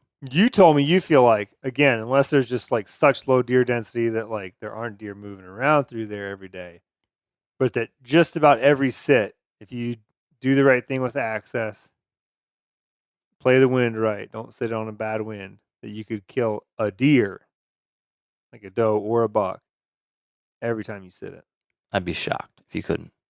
Assuming all those things you just said, and that you don't overpressure it. So if you hunt it every day, they're going to catch on to you, right? Yeah. But if you were to go in here October 1st, and then you went in again like October 17th, and then you hunted it 5 days from November 1 through November 5 or whatever, like that kind of thing, I'd be shocked if you're not shooting. If there's not a doe family group hitting this every day, I'd be very, very surprised. And I'd be very surprised. Something's wrong. Yeah, something's wrong if that's not happening. Because it's so ideal. And if that's happening, if there's a doe family group visiting this every day, if not multiple, which there very well might be multiple, there's going to be bucks checking it every day during the rut. Will it be the one you want to shoot? I can't guarantee that. But there will be days where 4 bucks will come by. I think it's going to be a good thing. And it's something that could help and produce whether you or your dad were out here hunting on opening day, September 15th, or if you're here during the rut. This kind of thing, because does own the rut, a bedding to feeding type of thing like this helps. Right. Just as much as it helps in the early season. So let's talk about the access a little bit to it, right? It's basically like off the main road. There's like a logging road that comes in, pretty much goes straight to it. When I say logging road, like a 2-track through the woods. There's also another one that sort of does like a U shape to it. And it's a loop, that basically has this food plot at the far end of it. And really we decided that, well, I don't know, you talk through the access. Well, the big thing is that you just want to think about where are these deer when I'm moving through, and which one of my routes will allow me to make sure I'm not educating them to my presence. So for a evening sit, I'm thinking, okay, if I'm going to walk in there at 2 o'clock or 3 o'clock in the afternoon, where are those deer right now? Well, they're up on those bedding ridges and knobs. And so I want to make sure that I damn well don't go anywhere close to those as I try to walk in there. So right now, that northern 2-track gets pretty tight to that point. Yeah. So if the leaves are down and it's a little bit still, and you try to walk that like most obvious trail in, which I'm sure this past hunter probably did, right? That's probably what a lot of guys would do. They'd walk that 2-track. If there's a buck or does bedding on that ridge or that knob, they know absolutely everything you're doing. I bet you when you're at the closest point from the closest buck bed on that knob, as the crow flies, it's probably 75 yards. Yeah. Yeah. So you just can't do that. So in the afternoons, my recommendation would be either to go to the far southern border of your property, or at least the far southern 2-track, and walk that in. Stay as far away from that bedding ridge and knob as you can, circling basically on the downwind side of that tree stand, and we'll come up the back. So that's what I would do for an afternoon sit. I'd think about it the opposite way for the evening, because now when it's 4:30 in the morning or 5 in the morning or whatever, and I want to head in to hunt that spot, where are the bucks now? Where are any deer now? Well, they're at least a good portion of them are probably out in those big ag fields to the south. And how do you get to that southern 2-track we mentioned and to that southern border? Well, you have to at one point walk along the edge of that cornfield or get very, very close to it. So I wouldn't want to do that. I'd want to do one of two things. Either drive to that edge and get dropped off, or find some kind of stealthy way to park a vehicle there and hop out and walk the edge in a way that, deer often are less disturbed by vehicle. Or, as I got to thinking, shoot, maybe just take the north 2-track in, where you don't need to go anywhere near that cornfield. And yeah, you are walking a 2-track that hypothetically some of these deer might cross when they come back to bed, and they could cross your path and could possibly win that. But as I started thinking more about it on our walk back this evening, I started thinking, geez, that might be 1 deer, 2 deer, versus, again, I don't know deer numbers here, but it could be 12 deer out in that cornfield that you would spook that will never come back your way that day if you blow them out way to the other direction. Right. So again, I'm thinking, where are they right now as I need to walk through, and what route keeps me as far as possible from that? And I think that's a big thing, like on this property in general, thinking about whether it be that, staying as far away as possible, or, in one of the scenarios we talked about, and I'm sure we'll talk about here soon, you have certain terrain features that act as highways on this property. And if you walk on the highway the whole way with him, it's one thing for a deer to cross your trail and he's on your scent trail for 3 seconds and then he's on his own way and gone. It's another thing to ask that buck to walk your trail for a quarter mile and not to be boogered. So you have to weigh those things and make decisions too. But yeah, as far as the Papa Yanni stand, the Papa Yanni Heidi hole sweet spot, I think we did a lot of things that will make it awfully nice. Oh yeah, I think he's stoked, man. I mean, I hope so. He went from 0 to hero today, seeing all that. I mean, we worked on it yesterday too, but yeah, I mean, there was literally nothing there, and no reason to hunt there. Yeah, really. Now there's like a couple great reasons to hunt there, along with a stand. Yeah, that puts you right in the money. Yeah, it's I'm very excited. Like standing up there yesterday and looking around, and then today as we transformed it more, I just kept thinking, I'd love to be sitting here that first day and to see those first deer kind of trickle out through the cover and get in here. I mean, that is one of the coolest things when you work on some kind of habitat improvement project. Is the first time you see wildlife using it and enjoying it and doing the stuff you were kind of hoping that they would. Mm-hmm. That is a really cool feeling. Like, oh wow, it actually worked. This actually did the cool thing I was hoping it would do. It's very rewarding. I'm hoping to kill a turkey in that food plot. It'll be a nice little strut zone. Right? Yeah. Exactly. Yeah, really nice little strut zone. Yeah. And there's roost trees not too far away.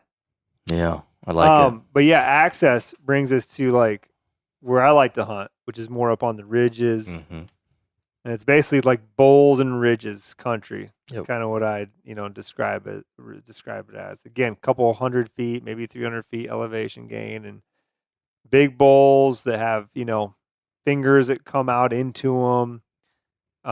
Some longer than others, but, long ridges that connect to other bowls. And the way everybody has been walking this country, and it's the easiest way to walk this country, is to get on a ridge, walk a finger up to a ridge, get on the ridge, and then just run the ridge until you get to the bowl or, the flat or whatever you're going to be hunting, and then jump off the ridge because the ridges all have trails running them, Yep.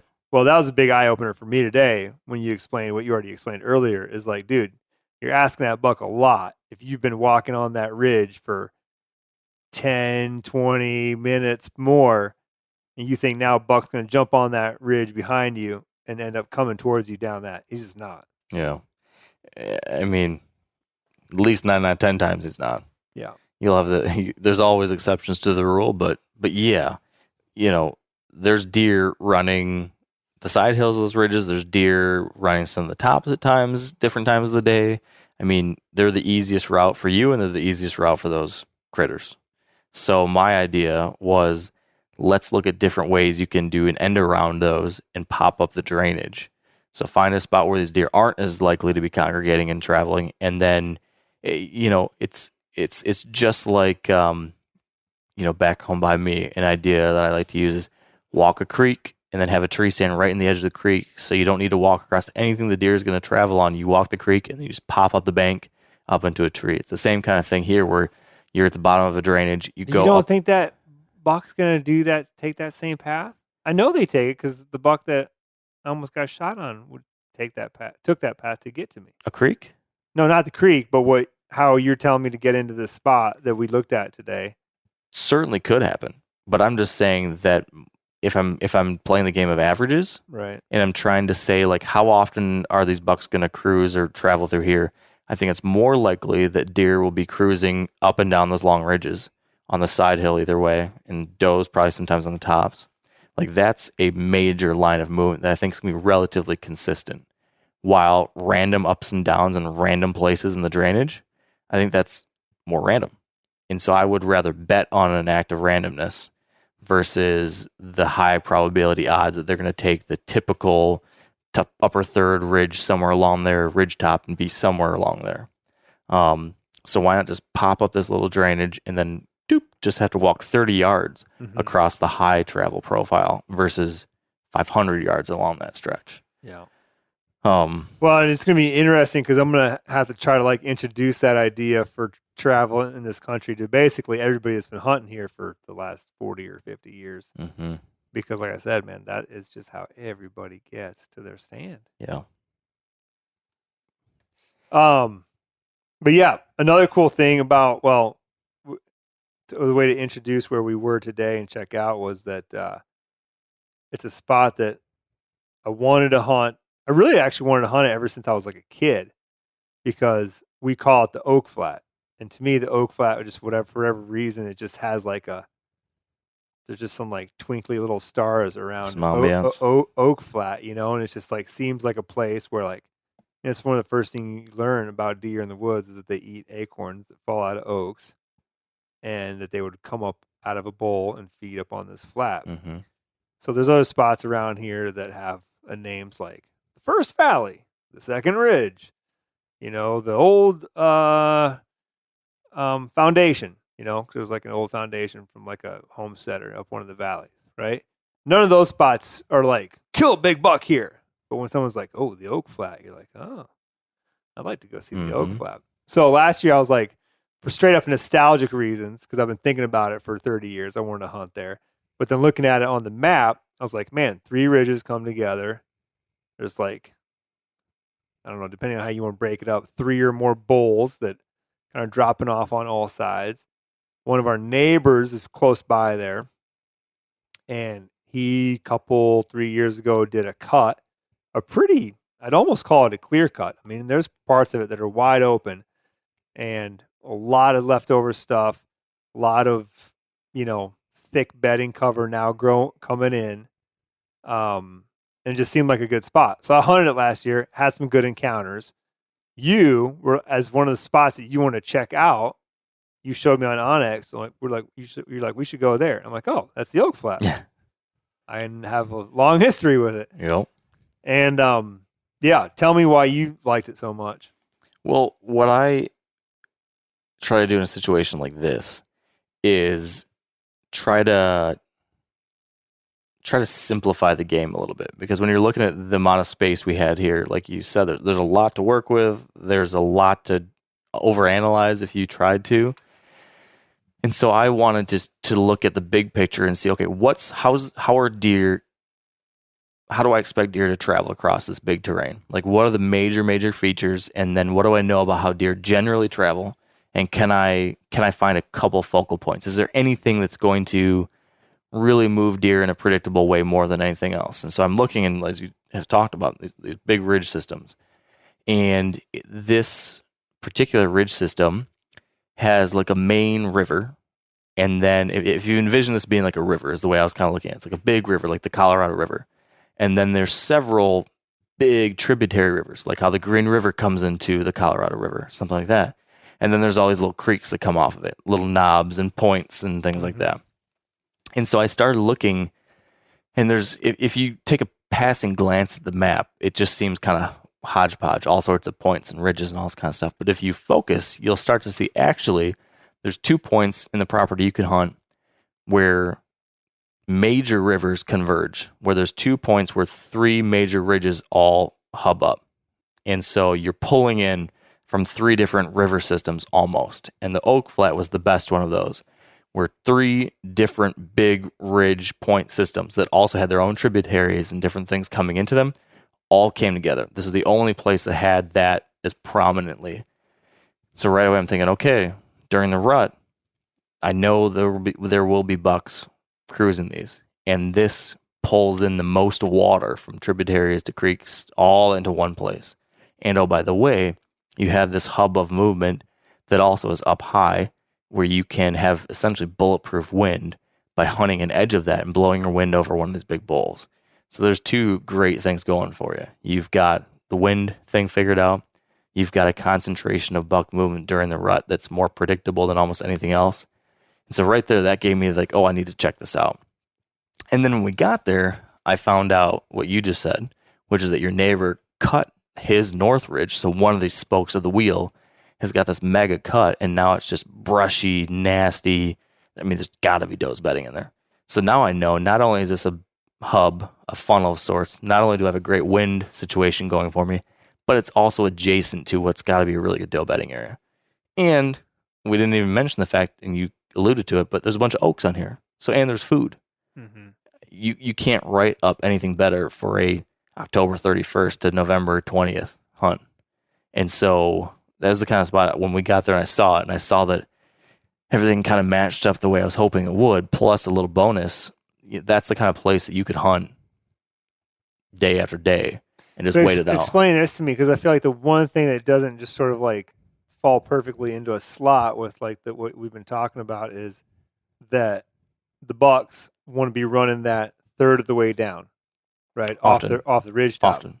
Yet this spot, like you're going to be sitting on the ridge pretty much. Yeah, one ridge kind of rises away from you, but like you're hunting the top. So how are you justifying that when you're thinking the buck should be 50 yards below you?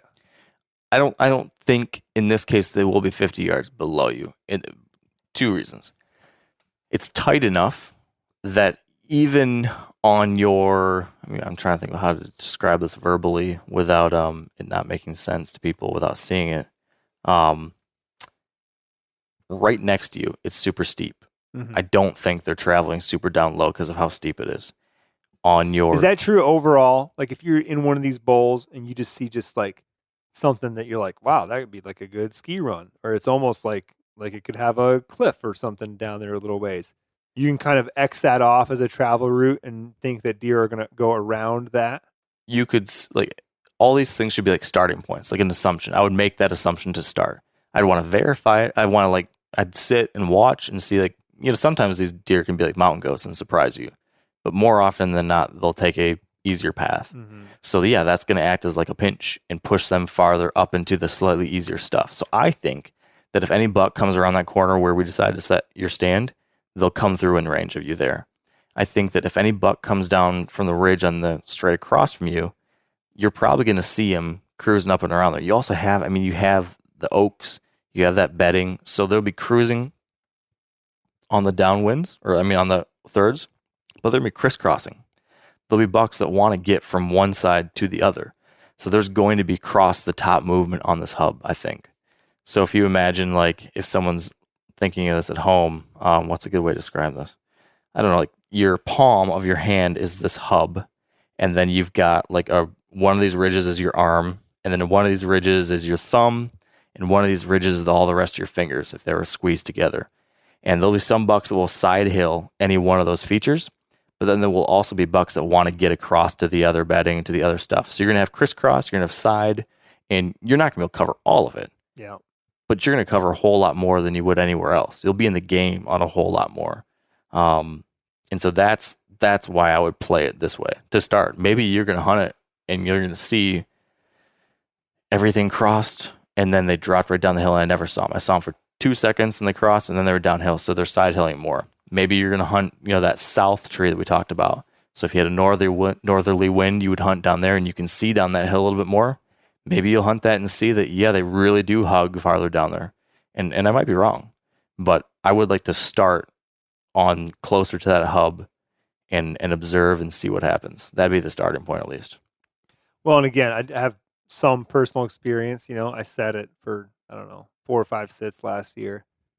And interestingly, last year was a little bit different because we kind of had like a south wind, which was odd.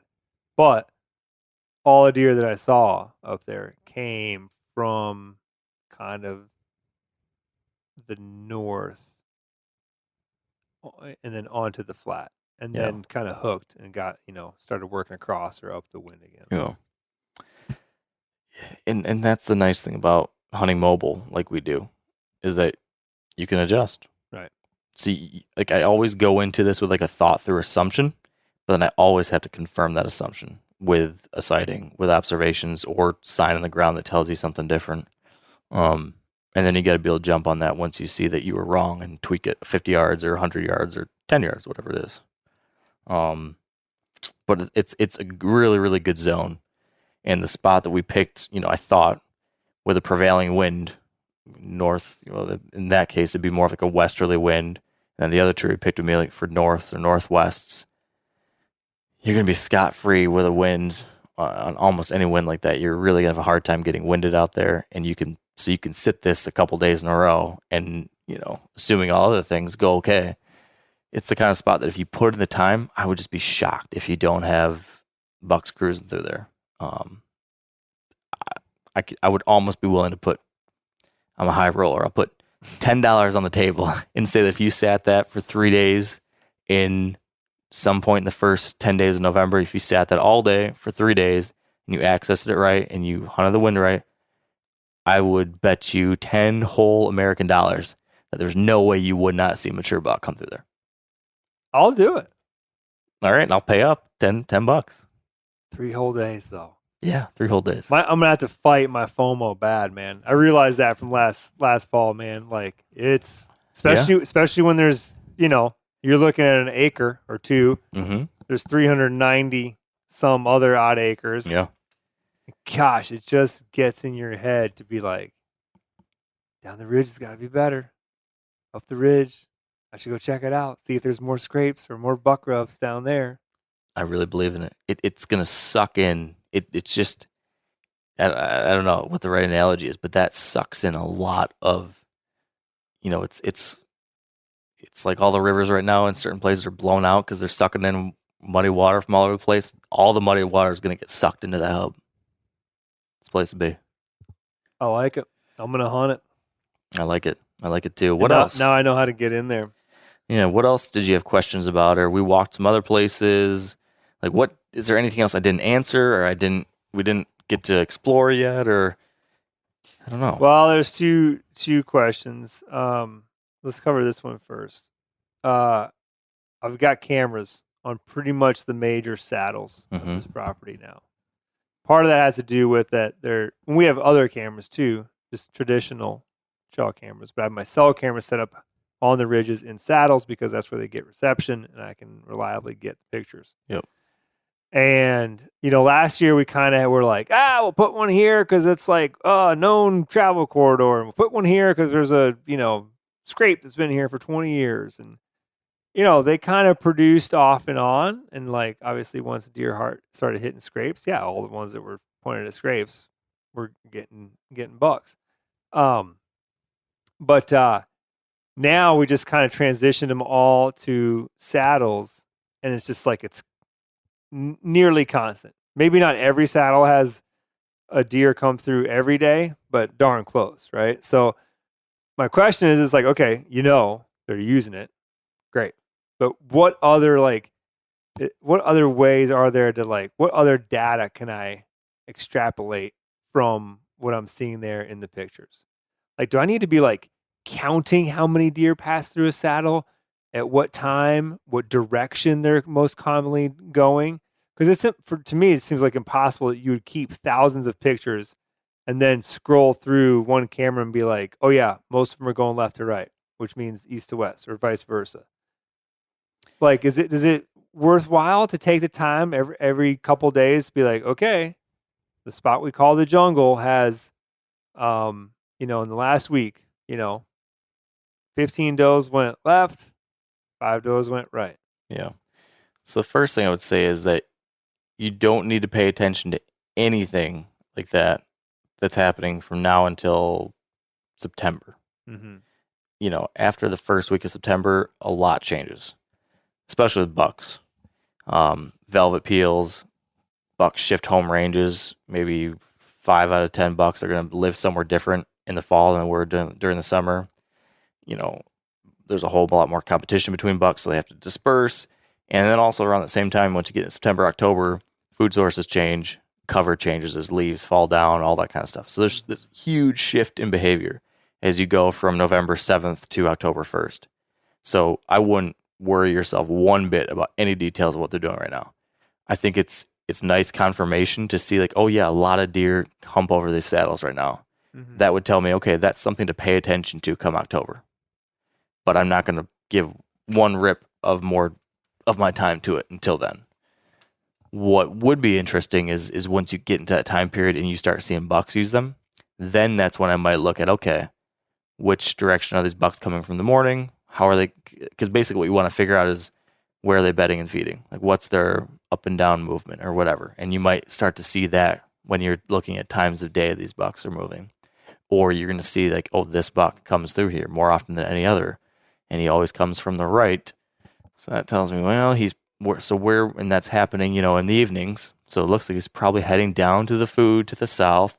He's coming from the right. So what does that mean? Well, his bedding most likely is somewhere over there to the right. And then you can start figuring those kinds of things out. That's if you're going to hunt on like a bedding to feeding type situation. Mm-hmm. For you, you're not. You're hunting, 1 week in November. And in that case, the saddle info does help you just like knowing like, hey, this is a path of least resistance a lot of deer travel. But once you move into that rut time frame, that's when I'm really zooming in on that data. So again, that's one of these places might really be lit up. You're going to see that, oh wow, this all of a sudden this saddle or this hub, this convergence of trails is where all these bucks are moving now. Over the last 2 days, last 3 days, man, midday cruiser, late morning cruiser. Zoop, here's your rut travel corridor. Like there's something going on. They want to be here.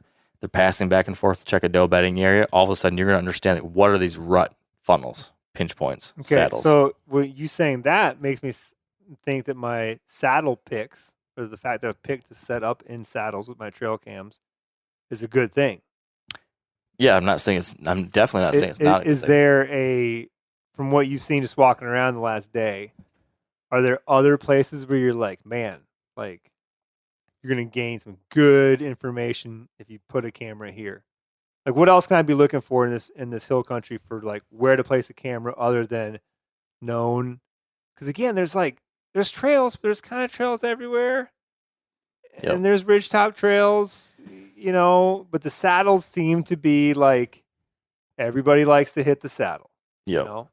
So not knowing, right, having no other personal experience other than having walked it for a day and looked at maps, I would be looking for the same thing when I'm thinking about where I'd want to focus my time hunting. It's where do multiple lines of movement converge?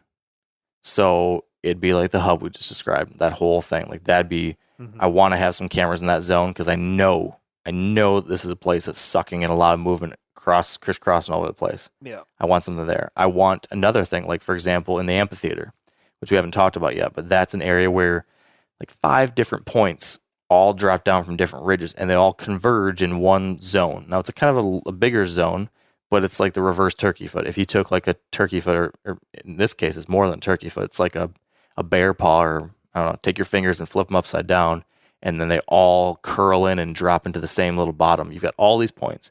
And then where does it drop out to? It comes from these big bedding ridges, and it drops down into the one big ag field around. So there's no doubt there's a lot of traffic sucking down that into the evenings and sucking back up in the mornings. So that'd be a place like, I know the zone, I don't know the spot within the spot. So that's somewhere I want to put a handful of cameras to help you determine where's the spot within this zone. That's absolutely something I would try to do. There's another area that's like the Oak Flat that has this converging river hub type effect you call the jungle. Mm-hmm. That's another spot I think would be worth trying to you've got. And just so folks know at home, we call it the jungle because not quite where the 3 ridges converge, but very near there, down one of the ridges. There's a spot where it just got overgrown with those giant, I don't even know what that vine is. Like, what is the actual plant name of those big, thick, brown vines? The big grapevines? Yeah, they just grapevines? Mm-hmm. Okay. If it's what I'm thinking you're talking about. Yeah, like the, 1.5 diameter. But just like, couple downfalls, couple snags, and just a pile of vines. And you're walking down a ridge on a trail that's just like, you can, whistling Dixie, and all of a sudden you come to the jungle and you've got to divert, pick your poison, go right and drop off the ridge through like a raspberry, forest, or go left and hop a bunch of logs and go through some grapevines. It's just this. I just want to explain why we call it the jungle. And we haven't, I haven't seen it yet, but I love what you're describing to me because you're telling me that there's this jungle bedding cover right next to one of these major hubs of multiple 3+ ridges all coming together right next to what sounds like a dynamite bedding area. That screams to me, pay attention. And so that'd be another zone where I would, and maybe those saddles adjacent to that might be the spot within that spot. so that you might already be in some of those locations. But from a outsider's point of view, I'm looking at those points and saying, here's a starting point, here's the zone, and then give me cameras around it to then hyper focus in after we learn something from those. That would be the next thing I would think about. So covering those, not just with one saddle camera, but give me one on the north point, the south point, the east. So you start to get a better idea. Because like we were saying the other day, you can put a camera up here, and if you start making a ton of assumptions off one camera that's covering 80 acres or something, and say, well, he never passed over here, but he cast here. You don't know much about what happens outside of a 30-yard zone, right? They could travel 10 yards behind your camera and you would never know it. So if there's a spot that seems that good, I would, if you have the cameras to do it, which, we're not always going to have that, but if you happen to have 3 cameras or 4 cameras that you can focus on the zone, I'd almost rather really get to know a zone and how they use it. If you have confidence in the zone, really figure that place out this year.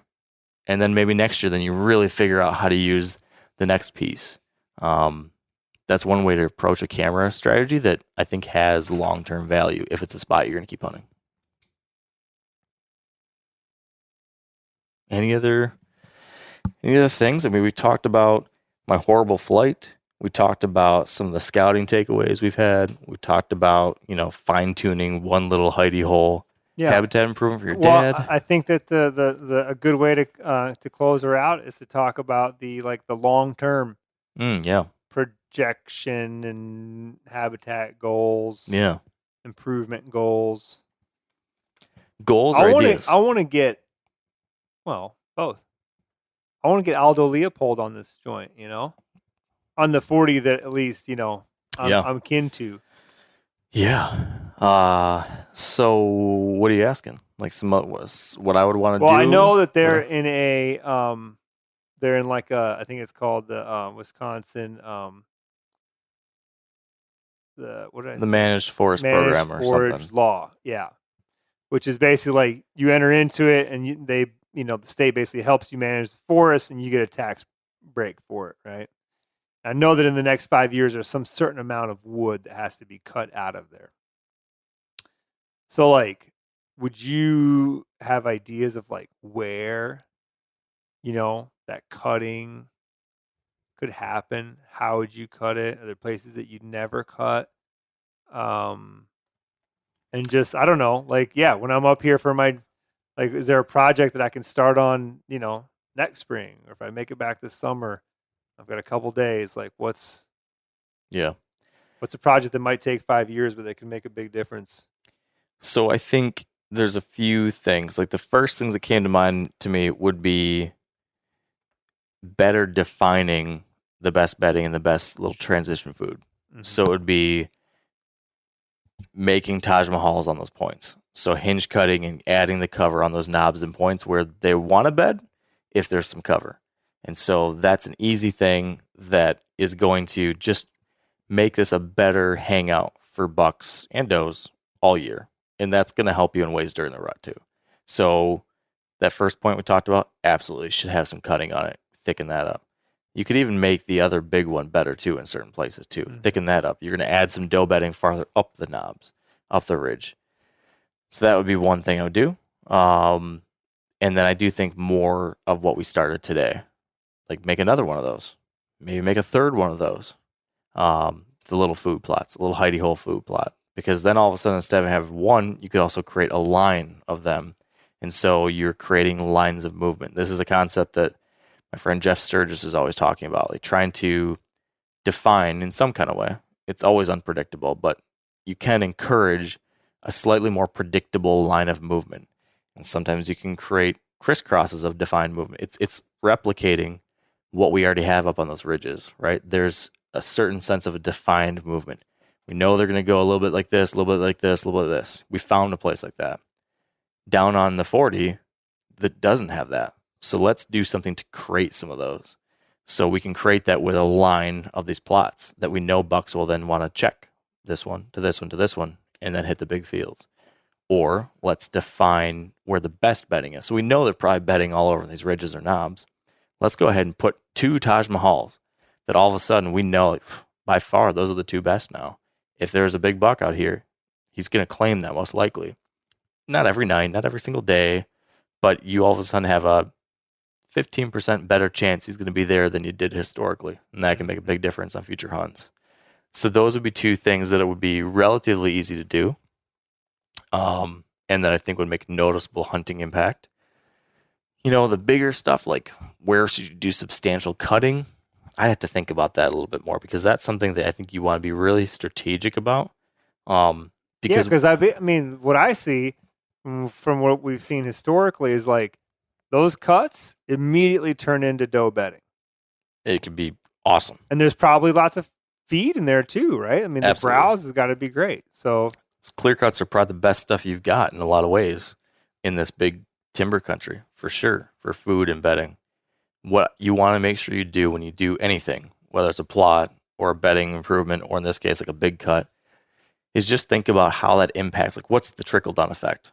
Like everything, every piece is a domino, and it's going to hit another. Mm-hmm. So I always want to make sure, if you're making this big cut somewhere, is that going to impact how you get in and out to hunt these other places? Is this all of a sudden going to create a deer hotspot that there's no way you can get around? Right. I want to avoid the attract and repel conundrum, which is where you make some kind of improvement that attracts deer, but you don't have any way to get past it without them spooking. And a big cut like this could certainly do that. If you position it right. I mean, as we're saying this, and I'm just thinking about it, like a lot of your access has to come from the east, and it has to come from the south, probably, if you don't want to have to walk those big ridges. Yeah. And bump deer. Which we probably wouldn't want to do, because that's where the beds are. Yeah. So stay out of the bedroom, right? Yep. So like my first thought is improve that ridge in the bedding in the northwest corner, the north and northwest, which is the hardest stuff for you to get to, and it's the hardest to ever need to go through. Make that better bedding with some cuts. That probably is what makes the most sense. It's low risk from an access standpoint, high upside from an improved bedding, and that probably just sweetens the whole up and down movement from bedding down to your little honey hole food plots. And yeah, because this just basically, it sweetens where they want to be and expands where they want to be while maintaining the general line of movement, which is from those ridge beds to your transition little food plot out to the big ag to the south.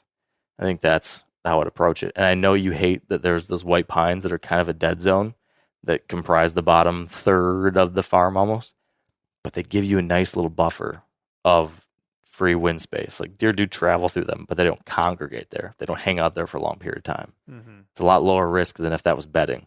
You know, if you did a cut through that and that all of a sudden became the spot where these deer are hanging out all the time, you're SOL in a lot of those westerly winds, northwests and all that kind of stuff. So, this kind of all stream of thought. I'm thinking about this as we go. Yeah. But that would be like a big project, and that'd be like a cool, impactful thing. Looking at north half and northwest half of the 40 for something like that, I think would make a lot of sense. Yeah, because you would just be you'd be like connecting new bedding to existing bedding. Yep. You're looking at the general areas where they want to be, and you're expanding or polishing what nature already has there, and you're putting the frosting on top. And if that big old buck that was haunting your dreams last year, if he's still in the area, it's going to be a spot all of a sudden he's absolutely going to have to be checking out. Right.